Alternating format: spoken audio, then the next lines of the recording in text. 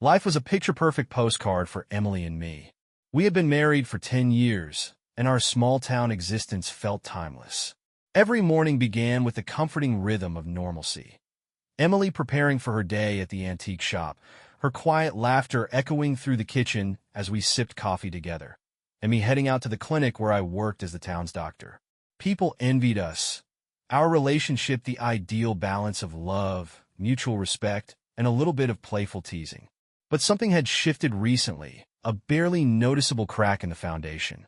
Emily's once bright eyes now seemed veiled with shadows, and her smile often felt forced. I chalked it up to stress.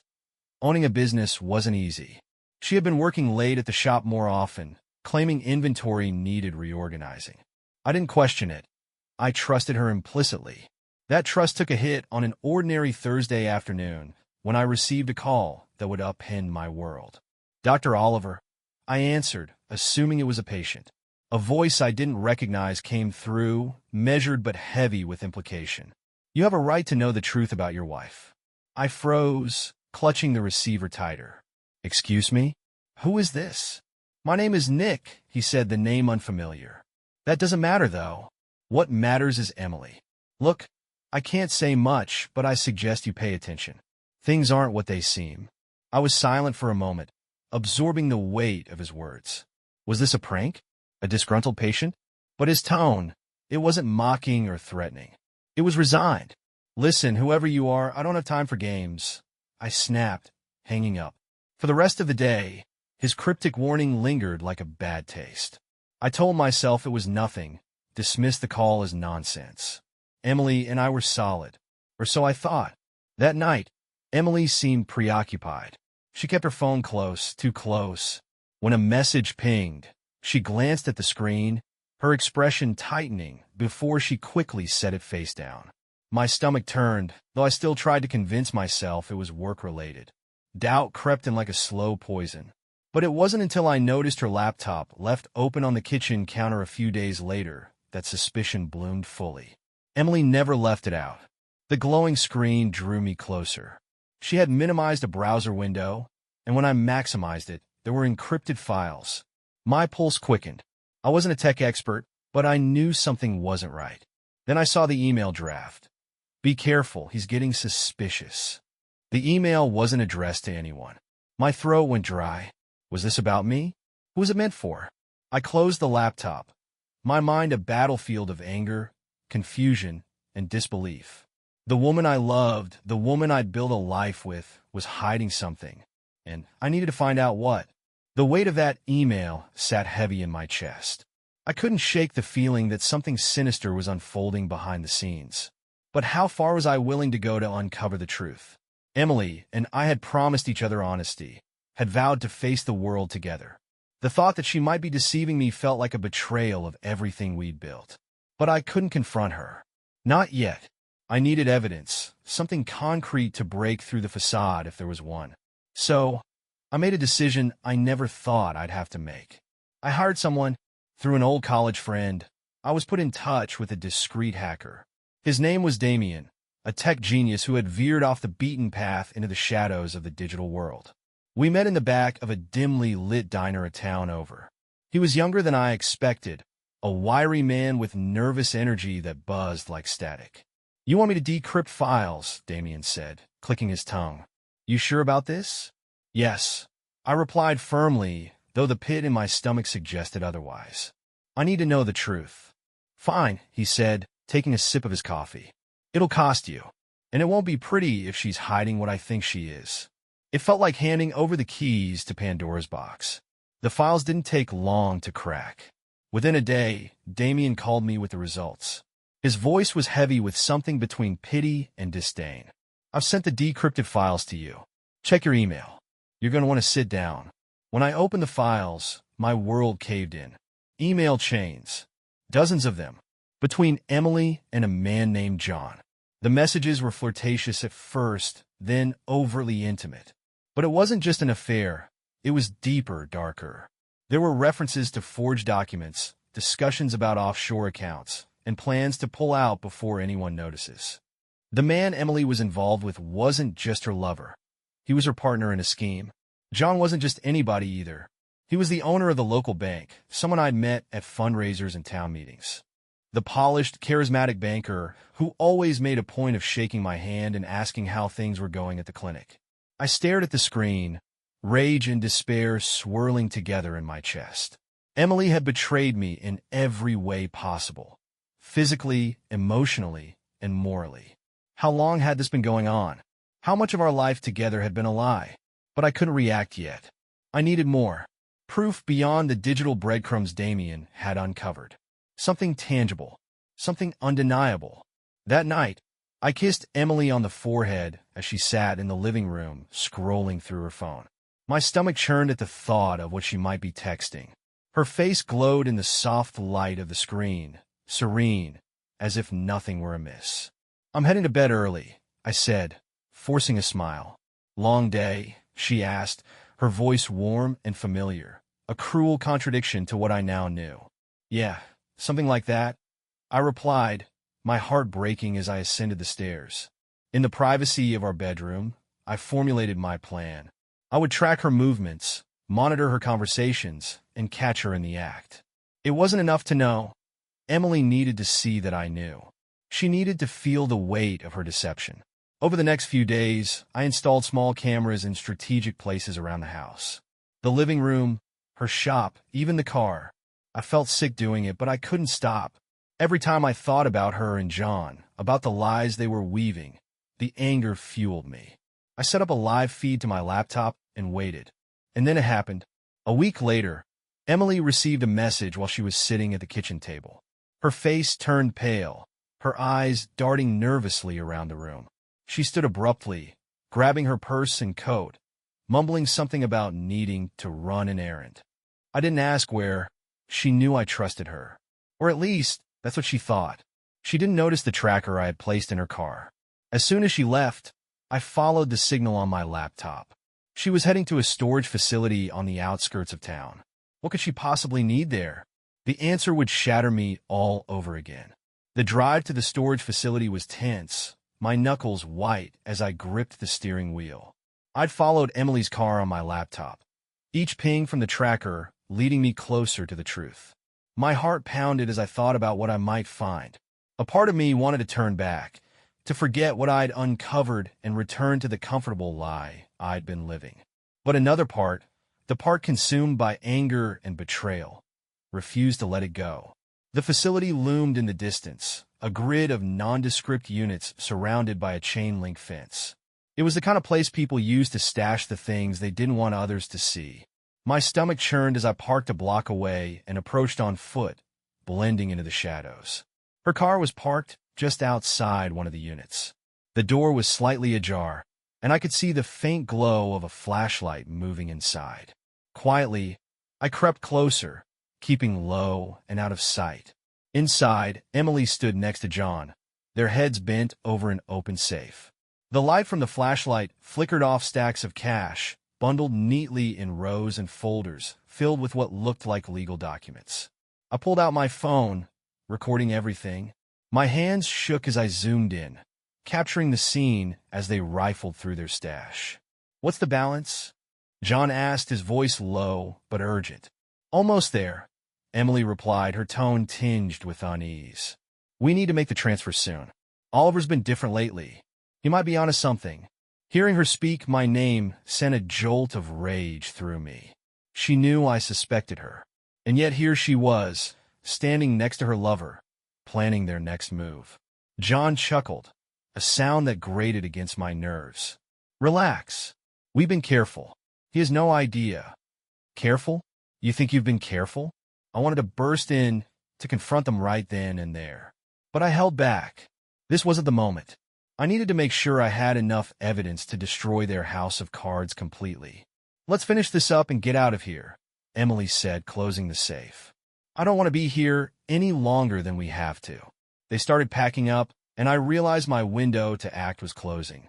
Quickly, I retreated back to my car and sped home, my thoughts racing.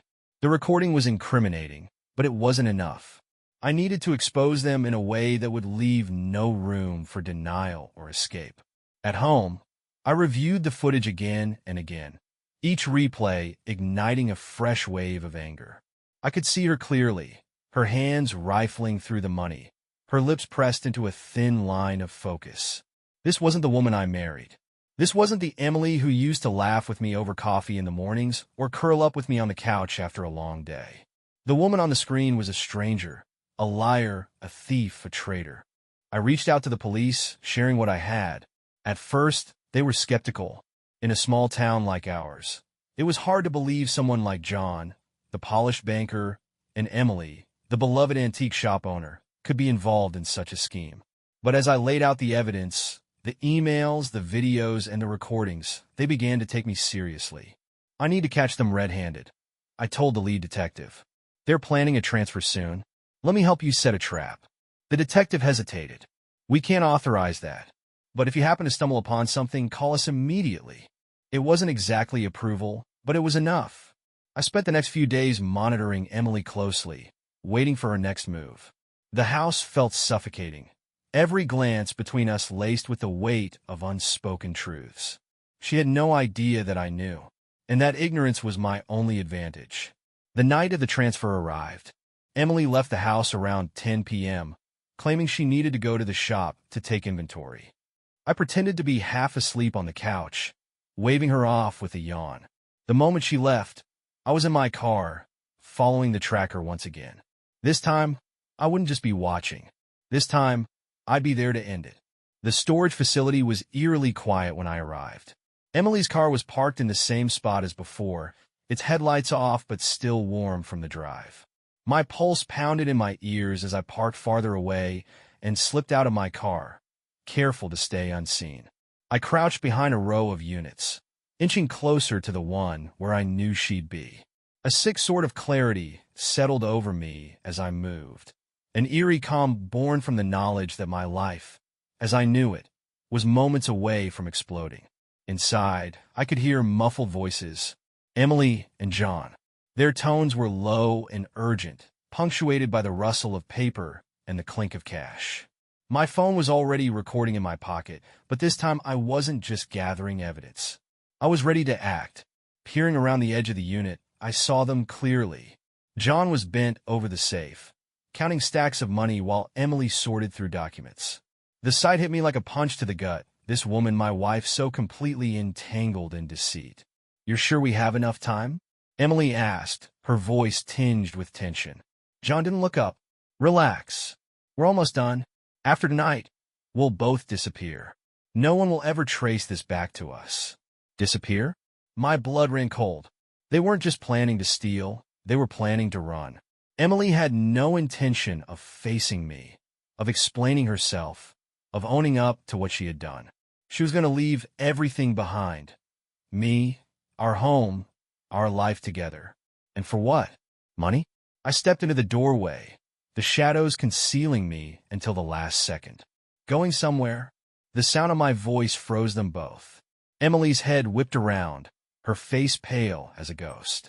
John straightened, his hands still clutching the stacks of cash, his expression flickering between surprise and anger. "Oliver," Emily stammered. "What are you doing here?" "What am I doing here?" I repeated, my voice rising. "That's rich, Emily. The real question is, what are you doing here?" She opened her mouth to respond, but I held up my phone, showing the recording already playing on the screen. Her face crumpled as she realized what it meant. "I know everything," I continued, my voice sharp as glass. "The affair, the fraud, the plan to steal and run. All of it." John took a step forward, his jaw tightening. "You have no idea what you're getting yourself into," he growled. "Oh, I think I do," I said, pulling out my second phone, the one already connected to the police. And so do they. As if on cue, the sound of sirens filled the night air, growing louder with each passing second. Emily's eyes widened in panic, and she turned to John. "You said this was foolproof. You said no one would find out." John's mask of control cracked. "Shut up, Emily." Before either of them could move, the police cars screeched to a halt outside. Flashlights illuminated the unit, and officers poured in, guns drawn. "Hands in the air," one of them barked. Emily looked at me, tears streaming down her face. "Oliver, please, let me explain." but I couldn't hear her over the roaring in my ears. This wasn't the woman I had married. This wasn't the life I had built. It was all gone, reduced to ashes by her lies. The officers moved quickly, cuffing both Emily and John as they read them their rights. I stayed back, watching in silence as the life I'd known was dismantled before my eyes. Emily glanced at me one last time as they led her to a squad car, her eyes pleading. I looked away. The safe, the cash, the documents, everything was evidence now. The officers thanked me for my cooperation, but their words felt hollow. I nodded mechanically, unable to process what had just happened. As the last police car pulled away, I stood alone in the empty parking lot. The night was still, the air heavy with the weight of everything I'd lost. Emily was gone, and so was the life we'd built together. I turned toward my car, the adrenaline finally fading. The reality of what came next loomed ahead, a road I'd have to navigate alone. But for the first time in days, there was one undeniable truth. The lies were over. And that, at least, was a start. The drive home was silent. The chaos of the past few hours clung to me like a second skin, each moment replaying in my mind. Emily's panicked face, John's defiance, the sound of the sirens.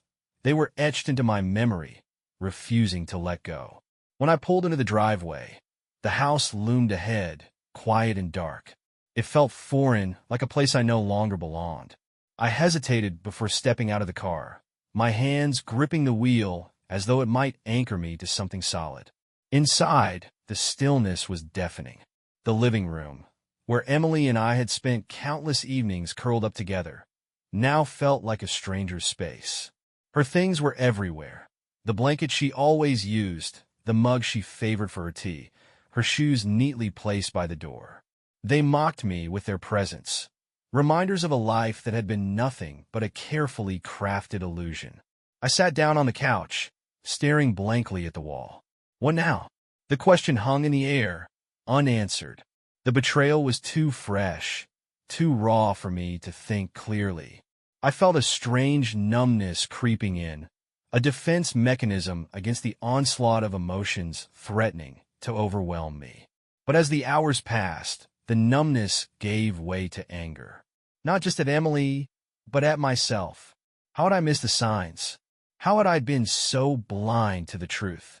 The emails, the late nights, the subtle shifts in her behavior. All of it seemed so obvious now. But I had ignored it, choosing to believe in the version of her I loved, rather than the reality of who she had become. The next morning, I forced myself to face the practicalities of the situation. Emily was in police custody and John too. The detective handling the case had called to let me know they were being processed and would likely be held without bail, given the severity of their crimes. Their scheme had gone deeper than I realized, involving multiple fake accounts and stolen identities. "You've done a great service, Dr. Oliver," the detective said. "This evidence you gathered, it's airtight. They won't be walking away from this." His words should have brought me some comfort, but they didn't. Instead, they left me hollow. This wasn't justice. It was just a grim reality. Emily would face the consequences of her actions, but it wouldn't undo the damage she had done. It wouldn't heal the wound she had carved into my life. I spent the rest of the day cleaning. It felt ridiculous, scrubbing countertops and vacuuming floors when my entire world was in shambles, but I needed the distraction. As I worked, I came across her belongings, a sweater draped over a chair, her favorite book on the nightstand. Each item was a tiny dagger, twisting deeper with every glance. By evening, I had boxed up most of her things. They sat in the garage, stacked neatly, waiting for a fate I hadn't yet decided. I couldn't bring myself to throw them away, but I couldn't keep them here either. They were remnants of a life that no longer existed. I poured myself a drink and sat on the porch as the sun dipped below the horizon. The quiet of the small town I had always loved now felt oppressive. I knew the gossip would start soon. News like this didn't stay quiet in a place like ours. Emily and I had been the golden couple, the ones everyone admired. Now, we were a cautionary tale. My phone buzzed on the table beside me. It was a message from an old friend, someone I hadn't spoken to in years. "Heard about what happened. If you need anything, I'm here." I stared at the screen for a long moment, the weight of the words settling over me. People would take sides, I realized. Some would sympathize with me. Others would judge me for exposing her. The thought filled me with exhaustion. I didn't reply. Instead, I looked out at the darkening sky, the first stars beginning to appear. The world kept turning, indifferent to the wreckage of my life. And in that moment, I understood that moving forward wasn't a choice. It was a necessity. Emily was gone, and the life we'd shared was gone with her. All that remained was the question of who I would become without her. The next week passed in a blur. Every step I took felt like wading through thick mud. The house, once filled with warmth and life, was now a silent monument to what had been. The walls seemed to hold echoes of our laughter, our conversations, our dreams. But those echoes were tainted now, haunted by the knowledge of Emily's betrayal. I busied myself with work at the clinic, grateful for the distraction. Patients came and went, their stories of everyday aches and pains a welcome reprieve from the storm in my own life. But even amidst the bustle, I couldn't escape the whispers. My colleagues knew. The nurses avoided eye contact, their voices lowering when I entered a room. The receptionist, Mrs. Green, gave me a sympathetic smile that made me want to scream. By the end of the week, the weight of it all became too much. On Friday evening, I found myself standing in the doorway of the antique shop Emily had so lovingly built. It was closed now, a for sale sign in the window. The sight of it was like a punch to the gut. This place had been her sanctuary, her pride. And now, it was just another casualty of her choices. I hesitated before stepping inside. The air was thick with the scent of wood polish and aged leather, a smell I had always associated with her. Memories flooded back. The way her face would light up when she discovered a rare find, the hours she spent meticulously restoring furniture, the joy she took in sharing her passion with others. I wandered through the aisles, my fingers trailing over the surfaces of old tables and worn books. It felt like walking through a museum of her life. Each item a piece of a puzzle I no longer understood. How could someone who poured so much care into preserving history be so willing to destroy the trust and love we had built? My hand brushed against a framed photograph sitting on a shelf. It was one of us, taken during our first year of marriage. We were standing in front of the shop, her arm wrapped around my waist, both of us smiling like we had the whole world ahead of us. I picked it up, my chest tightening as I stared at the image. I barely recognized the man in the photo, so full of hope, so unaware of what was to come. The sound of the doorbell jingling startled me. I turned to see Nick, the man who had called me that fateful day, standing in the doorway. His expression was a mix of hesitation and resolve. "I wasn't sure I'd find you here," he said, stepping inside. I placed the photograph back on the shelf, my jaw tightening. "What do you want?" Nick hesitated, then let out a heavy sigh. "I wanted to apologize. I know my call set all this in motion. I thought you deserved to know, but I didn't think about what it would cost you." I stared at him, anger bubbling beneath the surface. "Why did you do it? Why did you call me?" He looked down, his hands fidgeting at his sides. "John, he's ruined more lives than I can count. He's a parasite. And Emily," he paused, his voice softening. "Emily deserved better than to get tangled up with him. I thought maybe if you knew, you could help her. Stop her before it was too late." I laughed bitterly. Help her? She didn't want help. She made her choice, and now she's paying for it. Nick nodded, his expression heavy with regret. "I'm sorry, Oliver. Truly." For a moment, I wanted to lash out, to blame him for everything. But the truth was, Nick hadn't created this mess. Emily and John had. He had only peeled back the curtain. "I don't know what to do now," I admitted, surprising myself with the rawness of my words. Nick met my gaze, his expression thoughtful. "You keep moving. One step at a time. You rebuild. And you don't let this define you." Easier said than done, I thought. But his words stayed with me as he left, the door jingling softly behind him. That night, I sat in the quiet of the house, the photograph from the shop resting on the table in front of me. For the first time since everything had come crashing down, I let myself cry.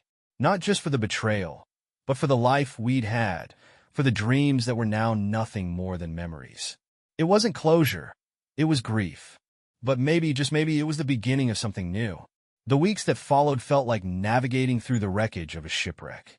Each step forward seemed to dredge up new pieces of the life Emily and I had built. Pieces that now felt alien, tainted by her betrayal. The town wasn't kind. Whispers followed me everywhere. Hushed voices in the grocery store, lingering stares at the coffee shop. People didn't know the full story, of course. They knew about Emily's arrest and the charges against her. But the details, the affair, the lies, remained private. It didn't matter. In a small town, scandal was fuel enough for the rumor mill.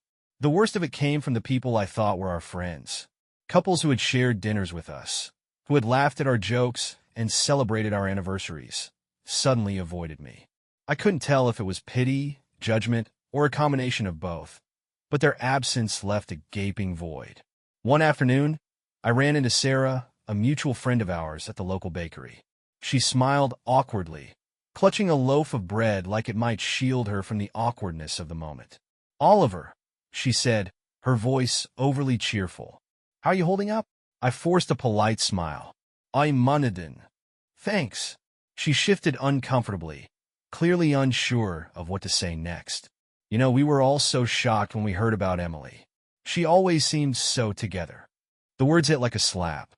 "Yeah, well, people aren't always what they seem," I said, my voice sharper than I intended. Sarah flushed, mumbling something about needing to get home before rushing off. I watched her go, a bitter taste in my mouth. Together. Was that how people saw Emily? The perfect, poised wife? It made me wonder how many of them would have stood by her if they knew the whole truth. The only solace came from my work. The clinic became a haven, a place where I could lose myself in the needs of others. My patients didn't care about my personal life. They came to me for help, for answers, for relief. And for a few hours each day, I could give them that. It was enough to keep me going. One evening, as I was locking up, my phone buzzed. It was a number I didn't recognize. Reluctantly, I answered. "Oliver," a familiar voice said. Emily's voice. I froze, the sound of her name cutting through me like a blade. "What do you want?"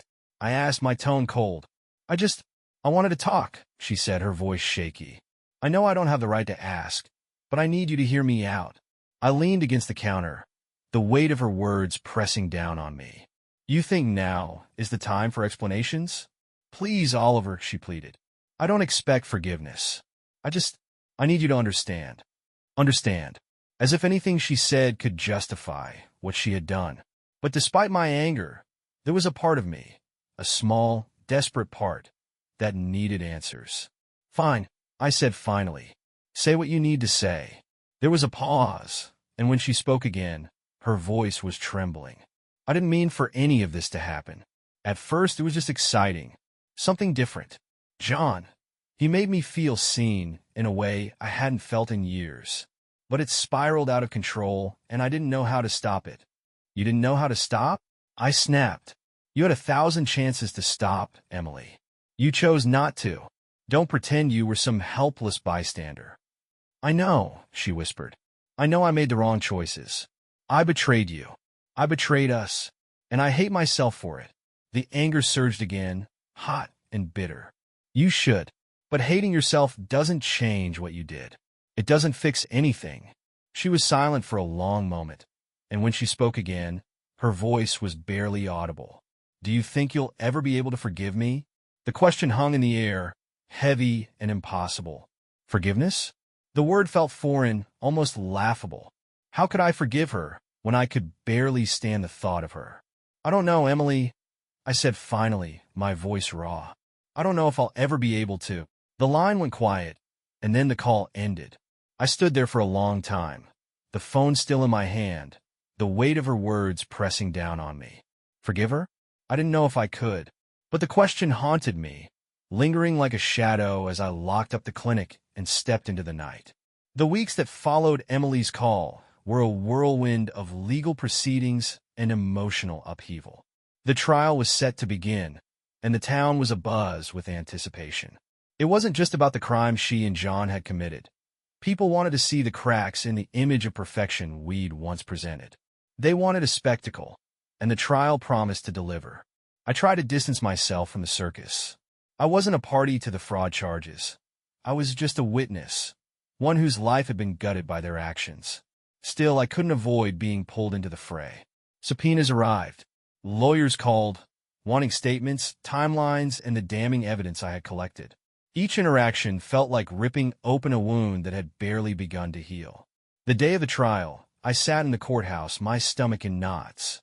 Emily and John were seated at the defense table, their lawyers flanking them like sentinels. She looked different, smaller somehow, her confidence replaced by a frail nervousness. Her eyes briefly met mine across the room, and for a moment, I saw the woman I had loved, the woman I had built a life with. But the memory was fleeting, replaced by the cold reality of what she had done. The prosecution laid out their case methodically, presenting the evidence I had helped gather. The emails, the bank transfers, the recordings. It was all there, a damning trail of deceit. The jury's expressions hardened with each revelation, their disbelief mirroring my own. When I was called to the stand, I felt the weight of every eye in the room.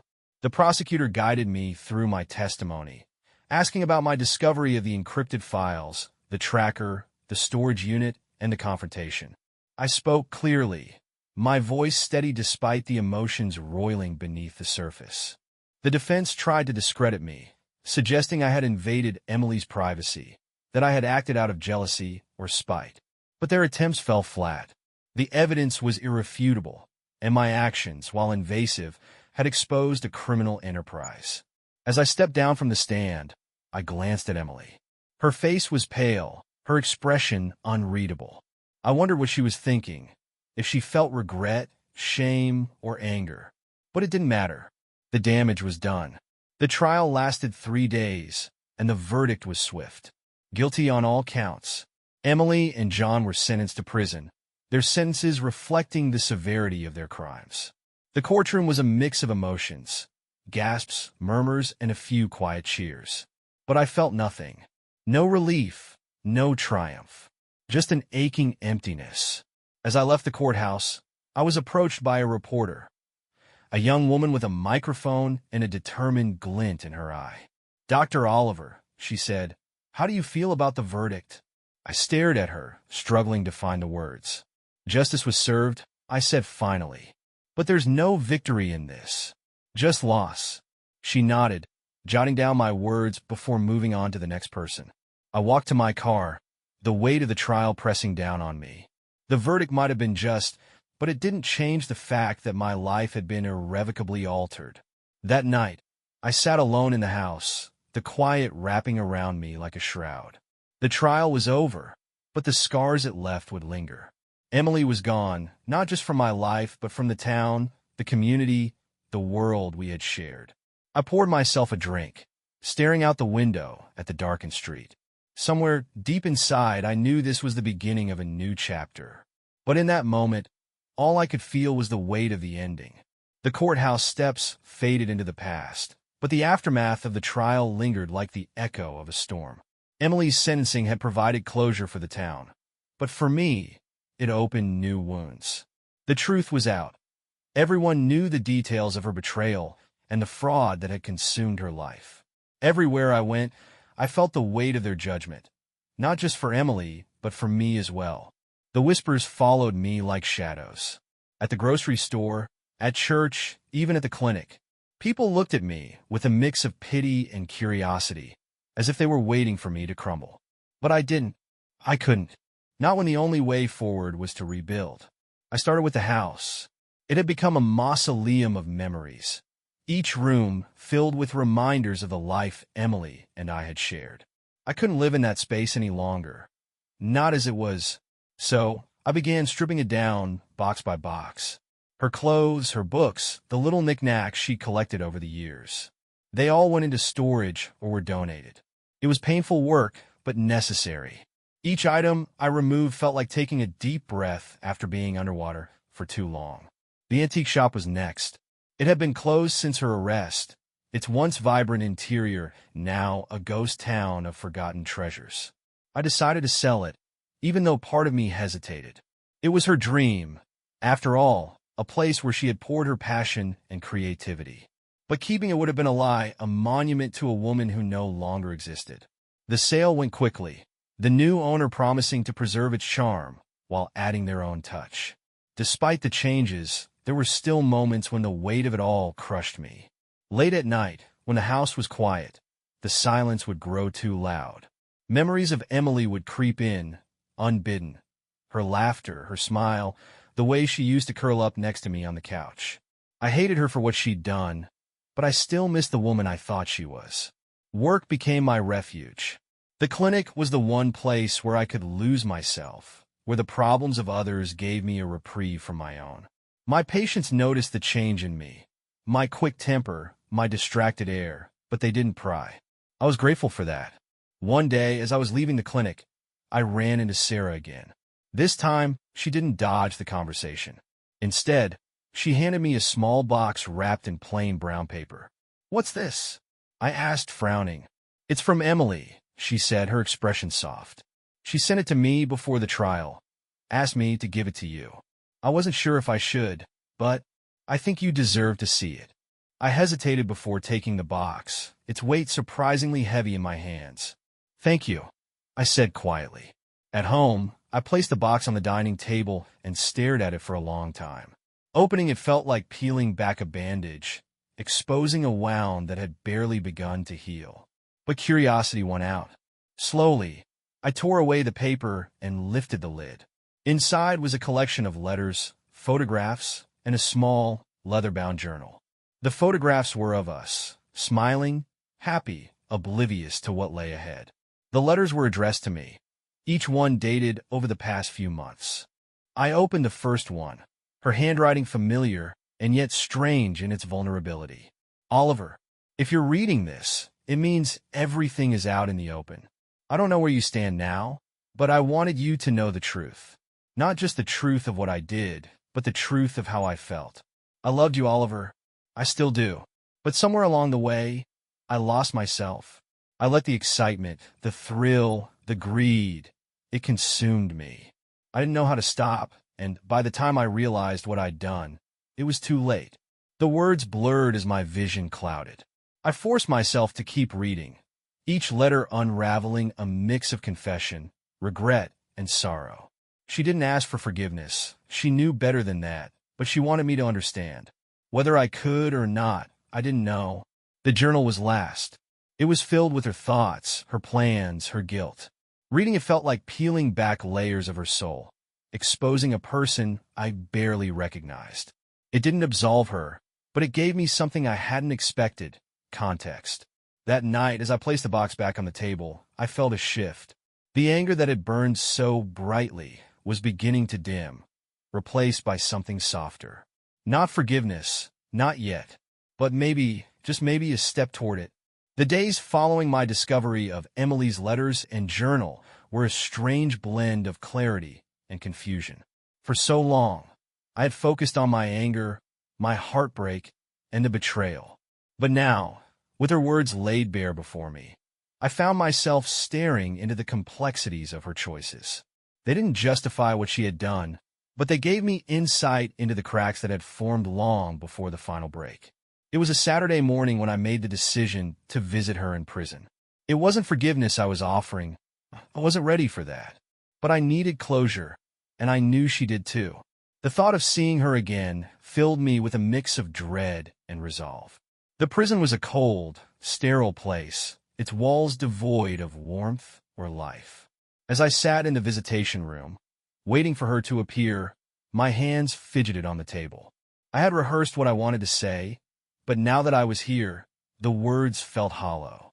When she walked in, escorted by a guard, my breath caught. She looked smaller, thinner, her usual confidence replaced by an aura of fragility. Her eyes met mine, and for a moment, we just stared at each other. Then she sat down across from me, her hands trembling slightly as she picked up the receiver. "Oliver," she said, her voice soft, almost a whisper. "I didn't think you'd come. I didn't think I would either," I admitted, gripping the receiver tightly. "But there are things I need to say, and I think you need to hear them." She nodded, her eyes brimming with unshed tears. "I'll listen," I took a deep breath, the words spilling out before I could second-guess them. You destroyed us, Emily. You took everything we built, everything I thought we had, and you tore it apart. I don't know if I'll ever be able to forgive you for that, but I can't keep holding on to this anger. It's eating me alive, and I think it's time I let go.